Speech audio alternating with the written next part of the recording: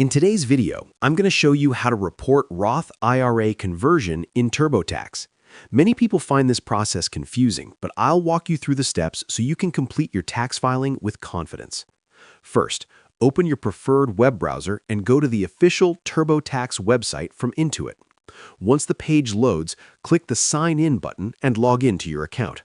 If you don't have an account yet, you can easily create one by following the instructions on the screen. After signing in, you'll arrive at the TurboTax dashboard. From the main menu, click on the Federal section. This is where you manage and complete your federal tax return. Next, select Deductions and Credits. This section includes different tax deductions, retirement contributions, and credits that you may qualify for. Inside this section, use the search bar and type IRA contributions. From the results, select Traditional and Roth IRA contributions. This will take you to the area where you can report retirement account contributions and conversions. Now click the Start or Edit button next to that section.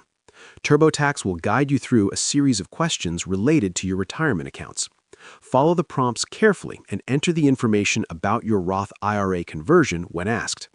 Make sure you have your IRS Form 1099-R ready because this form contains the details needed to report your IRA distribution and conversion correctly. Enter the information exactly as it appears on the form. Once you finish entering the required details, TurboTax will automatically calculate the tax impact of your Roth IRA conversion.